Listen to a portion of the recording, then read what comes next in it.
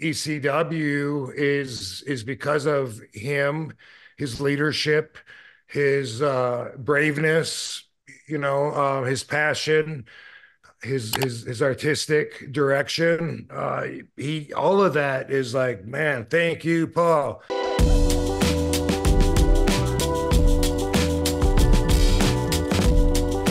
So if we're going back and just talking about ECW, it's been announced that Paul Heyman, Paulie Dangerously, is going into the WWE Hall of Fame. Your reaction? What category would that be? WWE Hall of Fame. Okay. Yes, no category, but is there categories? No, just being inducted. Like the Ultimate Warrior has a category, though, right? That's the only. But that was his own. That was his own. Doesn't like Babe Ruth, or I'm sorry, Pete Rose. I'm a big baseball fan. Doesn't he have a separate category than I do? No, he's just being inducted into the WWE Hall of Fame. So your life with Paulie and why he deserves this, in your opinion, or doesn't deserve it, or whatever. No, it's pretty cool. They're giving him his flowers because he was the man. He's the one that made ECW happen. He's the one that really I mean, not just him, but he's the guy that made everything possible. It couldn't have happened without him, and he changed the business. He set new standards, and ECW is because of him, his leadership, his braveness, his passion, his artistic direction. He all of that is like, man, thank you, Paul. Thank you, Paul. And at the same time, since he's been in WWE, man, he's just like moved right up. Like I knew when I was there back then, when we were bringing the ECW back and all that, he didn't get a lot of respect in the way of the other agents didn't like ECW, were trying to fight it, didn't want it to come in, and were giving him a hard time.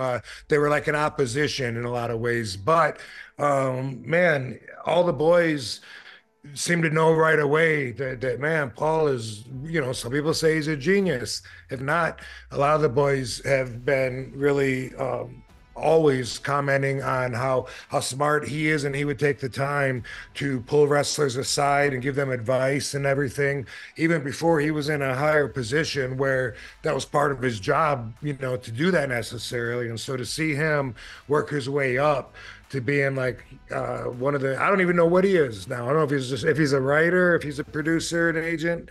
He does everything. He does everything. Well, I believe it. And, like he did at ECW, he ran everything. And so to see him do that on the bigger platform of WWE, and to know he's making bank for all those dreams and sacrifices from back in the day, it paid off in that direction. Yeah, I remember when he was working as a photographer for the magazines I worked for and a lot of the other magazines.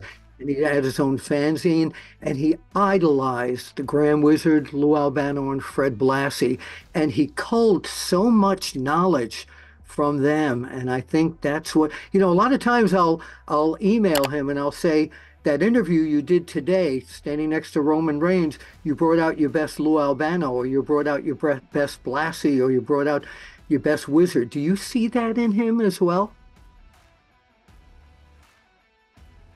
Well, I have never thought about that, till this moment.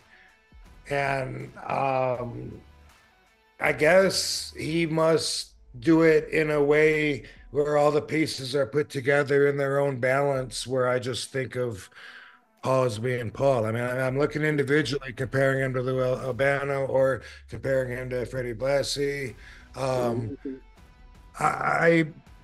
I mean, it's not something that I find, ridiculous to say, but at the same time, I just think of him as being unique. I didn't see as much of those guys as you did. Yeah, I feel like they morphed into him, and he's just a compendium of all three of them together. What was the third one? Who was the third guy? Grand Wizard, Blassie, and right. Okay, yeah.